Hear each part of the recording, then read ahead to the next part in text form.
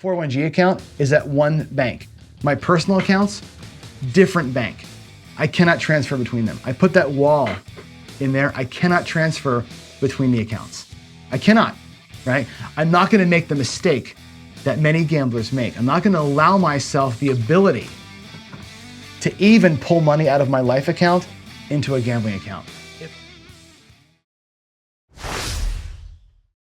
In our third session here in Gambling 201, what I want to get into is bank accounting. We talked in our previous session about the 401g account, the single account called the 401g. And if you remember, the driving thing that I said yesterday was, don't gamble with money that you can't afford to lose. Separate your gambling money from your house money. That's really important. Your life money that you need to live on and your gambling fund money has got to be completely separated. And I mean like separated with a wall, right? I'll talk about that today here in just a minute. But I think the pure separation of those two parts of your life are wickedly important, okay? Now, what does it look like for us? It's called KISS. The KISS method of accounting. It's keep it separated, stupid. I want to keep it simple, but I want to keep it separate. I want to make sure that not 1 cent of what I walk into a casino with, or not 1 cent of what I get on an airplane with to go travel to play somewhere has one thing to do with what's happening in my life, not 1 cent of it. So I keep it separated. I also, of course, keep it simple, but the separation, I think, is the key to this whole thing, okay? Now, here are my accounts. This is with the account numbers and the amounts grayed out, obviously, right? But here's the way I set my life up, okay? This is separate. I'll show you my other accounts in a minute. I separate everything into these 4 blocks. Number 1, the actual 401g account. This is where my table play goes, okay? It's where my wins and losses are accounted for. It's if I have a marker, I don't have one now, I have in the past. The marker is attached to this account. Markers have to be attached to checking accounts, okay? So that is a checking account. That's what that is. It's a small interest-bearing checking account, but it has the money in it that I will withdraw from to go play at the casino. That's where the money comes from, okay? What I generally do, and you'll see how the flow of this thing works, if I take $1,000 out and I win $1,100, guess what? $1,000 goes back. It's a cycle. Take $1,000, win $1,100, put $1,000 back. If I'm no longer in bankroll builder mode, we'll talk about the modes here in a minute, but that's account number 1. Account number 2 is the excess account. In this account goes some percentage of my wins over my goal. Okay, my excess account carries experimental money for farting around. It carries my excursion money. So if I'm going to jump on a cruise ship, which I will, that is funded from the excess account, not from my 401g account. My 401g account is my daily driver, right? If I'm going to go to DiceCon and I'm going to play for 4 days like a crazy person, that comes out of excess. If I'm going to go on a cruise, comes out of excess. That's where that money comes from. That is money that not only do I not need to live on, I don't need that money to gamble with. That's like literally like that's completely like off the rails degen money, right? So when I play in Vegas, sometimes you'll see I play a little differently than you probably see me here on the show. That's coming from excess. That money is light on fire money, okay? But I account for that ahead of time, okay? I have another account called expenses. And again, part of my wins over goal go into my expenses account. Generally speaking, it's if I win, let's say my goal today was 500 and I won 700, that's $200 over goal.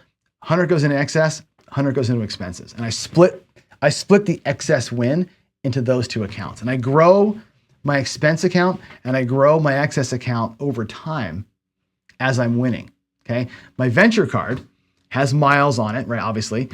So that's with a card it's a credit card that I use to purchase gas, food, my travel, my accommodations. It's actually the expense card, okay? That card, I use it because it got those miles. My expense account pays the card. You follow how that works? So if you picture a day at the casino for me, let's just put fake numbers out there. I go to the casino, I pull 1,000 out of 401g, and the flow of money goes this: withdraw 1,000, win 700. Let's say I have a great day. Let's say, actually, let's not lie. Let's say my goal was 20%. Let's say my goal was $200 and I won 300. Okay. So I won more than my goal. What happens? I walked in with $1,000 at a 401g. I'm walking out with 1,300. The 1,000 goes back into the 401g. It's a net zero transaction.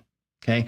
Now I got my goal, my $300 goal. Well, $200 of that was my goal to win for the day. That goes home. That goes with me and Kathy. That's like buying the TV set. That's, or whatever. That if I'm living on it, that goes into my home. That's like my paycheck, right? That extra money.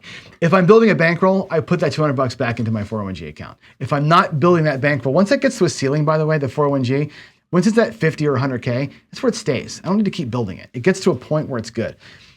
That win, that goal win comes home. And that's my whatever money. Now, the extra money, if I won 300 instead of 200, 50 goes into excess, 50 goes into expenses. And I build up my excess and my expense accounts with every excess win that I've got. Okay. That way, a few times a year, we get to fly somewhere and do our thing. A few times a year, I get to go play like a crazy person. That's where those two accounts come from. The 401g account really, most of the time for me, is a zero sum. It stays where it is. It's at its level. I withdraw, I redeposit, and just stays where it is all the time. If I'm trying to build it, that $200 that I won, instead of coming home with me to go buy a TV set, goes back into the G account. And we try and build it to 10 to 15 to 20,000 and kind of get that thing rolling up. That's how I manage my gambling. It's a flow. Out of the G account, go play at the table, back into the G account, fill excess, fill expenses, the net profit that I was going for. That's my decision. Do I take it home with me and spend it with Kathy, or do I put it back in the G account and grow that thing up? The higher the G account, the bigger the withdrawals, the bigger your bets, the bigger your spread, okay? The venture card, the actual credit card, that's what I use to make purchases. Food, gas, lodging, flights, cruise ships, whatever else. That's done on the card so I can earn the miles. And the expense savings account pays that card. It's on auto pay. I have those, these two accounts, by the way, right here. Let me get this set up. These two, let's actually do that in red. These two here, that's on auto pay. Like it literally, the expense account pays the venture card account every month. That's like, I don't even look at that. It just happens automatically, right? The expense account, or the excess account here, this is my what I call fun money account. That thing is what we go play with when I see you all. This right here, this is the stable line, right? This thing goes up a little bit here, down a little bit here. It's pretty stable. Once it's at level, it stays at level. That's how I run my gambling life. I don't take big hits in the 401g. If I take $1,000 out of it, I'm not usually losing that $1,000, right? I'll do a little bit of heartbeat in here, right? But I'm not putting that thing at extreme risk. And this is the way I've done it most of my life. I never had the excess account before Ken talked me to start doing the excess account. I used to do my trips from expenses and from 401g. I've added this account now to keep this thing a little more separated, a little more, make a little more sense. That's how I think you manage your accounts right now. As far as what kind of accounts these are, it's important to think about that, right? This one here should be, I'm going to put IB, an interest-bearing account. It's going to have, and all of them actually should be, right? If you can do it, a money market account, right? Where you can have transactionless or feeless transactions. So you can actually invest that and have that money working for you while you're not gambling with it and growing as it grows, but be able to withdraw and deposit without transaction fees. If you can find one of those, I've got one, the way I've got this thing set up, it's a partial of that. And I considering making these two actually CD accounts and having like every threshold drop a CD in there. Anyway, that's how I manage my 401g accounts. I think it makes sense to keep everything separate and have every account have a purpose behind it. And the impetus for this, or the idea for this, comes from Dave Ramsey. And those of you who know me know that I like Dave Ramsey. He's actually changed my life. And I'll give you a little personal story here. In my personal life, I worked the exact same way. Okay. My wife and I had a while back some financial problems, and not problems, but it was like we weren't managing our money very well. We were like, where is everything going? We couldn't really, we were on the same page. And we got into it, and here's how we've set things up now. This is a beautiful thing, right? Our incoming account, we have an account, literally in my bank, it's called incoming. My paycheck, her paycheck, dividend income, all the excess monies that we get go into the incoming account. If I sell a treadmill, that money goes into the incoming account. This account is like where everything kind of starts from, right? let's throw a number out there. Let's say that in a given month, it gets $10,000 put into it, whatever that number happens to be from all the money that comes in. Well, I have an account called Main. Okay. My main account, mortgage, electric bill, car payment, insurance, all the things that we know, all of our basically fixed expenses. Well, guess what? In the first of the month, my banking account, my bank system sets up to automatically do a deposit. There's an automatic withdrawal that comes out of my main account or my incoming account into my main on the first of the month. That main account just gets drained. The month, whoever's, whatever, the electric bill, the water bill, all those things are auto pulled out of main. So incoming feeds main, okay? Incoming also, and it's an exact amount. I give it exactly, I know what it takes. We call it the COCUS Corporation. I know what it takes the COCUS Corporation to operate on a given month. That exact number comes out of incoming and goes into main, okay? Also from incoming, every month on the first of the month, we feed our expenses account.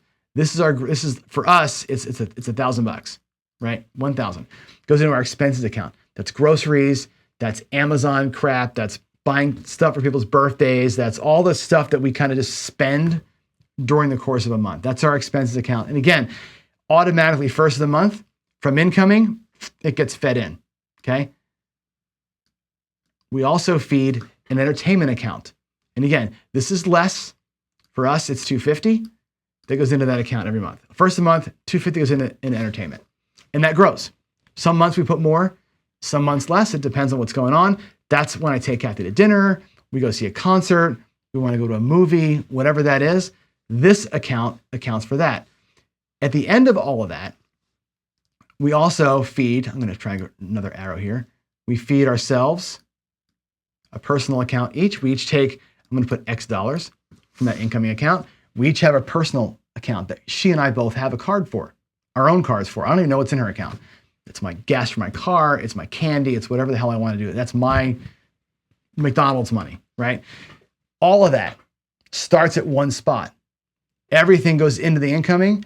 On the first of the month, I spread it all out. It goes here, here, here, exactly what the accounts need. And at the end of it, at the bottom, I have one of these, an emergency account, which is 3 months worth of all of that. That's how I live, okay? If God forbid I lose my job, which I may in the next couple of weeks, this emergency account will allow me to live for 3 months and still do the same move, okay? That's the move that I make in my personal life, okay? Again, it all goes into one account, and every month I budget and I feed it out. This account here, by the way, is growing all the time. It's a savings account because if we take in 10 grand and I spread out 8,600 between the other accounts, it's got an extra grand in it, and it grows and grows and grows. That ends up feeding the emergency account. It ends up feeding retirement accounts. That's my personal life, right? That works really, really well for me, right? Well, guess what? That's the exact same thing as this account system. The 401g account works the same way. Money goes into the G account. It is a source of all other things. From that account, we feed the excess, we feed the expenses, we pay off our travel stuff, right? It works the same way. Notice, and I didn't tell you this, but these are different banks. This 401g account is at one bank. My personal accounts, different bank. I cannot transfer between them. I put that wall in there. I cannot transfer between the accounts. I cannot, right? I'm not going to make the mistake that many gamblers make. I'm not going to allow myself the ability to even pull money out of my life account into a gambling account. If I do, if I make a withdrawal of $1,000 or $2,000 out of some account to go gambling with, Kathy will see it. There's going to be a withdrawal slip or a withdrawal notice coming out of the other account, right? That's how we separate it, right? Over here is gambling shit. Over here is personal shit. And I never let the two intermix. I think it's a good way to do it. I think that doing this top-down approach, filling one account and having it feed everything else works for my personal. It works very good for my gambling. One account that feeds everything else. And again, I look at the 401g account when I withdraw and go to work at the casino, the same thing as me going to work and putting money in the incoming account here. It's just like my work paycheck, my casino paycheck. That's how I deal with this. And I think it's a good way to think about how to run your gambling life. If you want to go gambling all the time, or especially if you're retired, or you want to do this more often than just a once a year trip to Vegas, you got to manage yourself in a way that makes good sense. Okay, so there's the run up to that. Now, To set things up, again, I think you have to have a separate bank account. Like I said, separate bank, period. No transfer connection, no way to get money between the two banks. I think it's a critical thing. I think you can do this online. Wells Fargo, Bank of America, Capital One, that you can set them all up online, okay? You want to find a national bank, okay? And again, your main one, your 401g account, needs to be checking account. If you're going to do marker play or betting in sports books, you want to connect your bank account to it. It's got to be a checking account to do that, okay? If you can have the other accounts be interest-bearing savings, that's great. Money market, even better. And again, I recommend a nationwide bank or a credit union to do this with. You want to be able to show up in Vegas or Biloxi or Atlantic City or wherever you're going, find a Wells Fargo machine or a Capital One machine or I think it's NCUA machine to make sure you can withdraw without fees. Okay, you want to make sure you're avoiding ATM fees on your withdrawals and your deposits. Okay, ideally universal access. Wells Fargo is everywhere. Bank of America is everywhere. The credit unions are everywhere. Find and search. Right, the bank you're going to pick. Does it have ATMs in Vegas? Does it have ATMs in Biloxi? Can I get to it in AC? That's an important thing. Otherwise, you're paying stupid fees and bleeding money out. Okay, that's the setup piece of this thing, right? And you want to, again, check your destinations for that. To use the account, again, here's what I say, and we'll go into this in graver detail later on, but your G account, your main account, it's going to fund all of your sessions, okay? You're going to apportion that account down to your percentage of win, or your goal percentage or your withdrawal percentage. Again, let's use $10,000 as an example. $10,000 in the account. You could say we're going to do a 10% run, which means you're always going to pull out 1,000 and play with 1,000. Or you can say I'm willing to do more of a 20% thing, and you'll pull out $2,000 every time, which means you have five trips in your G account or 10 trips in your G account. You should always pull some known percentage out of that and have that be the thing that drives your goal each day, drives your strategy, okay? I would say this, keep meticulous notes. Prepare and plan for everything. This is so important. I said it yesterday to you. The separation is in the preparation. And the key word today, of course, is separation. Separate your gambling money from your house money. Separate your gambling money into multiple accounts. Keep yourselves organized. Otherwise, you're just withdrawn from some ATM card. I have no idea where your freaking money goes. We can't have that. We can't have that, okay? Now, I've given you a tool to use to help you with this. Now, of course, your regular bank accounts have got a complete log. It's a good idea to practice this. If you want to use this tool as a real tool, then by all means, go for it, okay? But at the very least, practice. Let me go ahead and share my screen. You will see a green login button here, okay? I'm going to zoom in a little bit.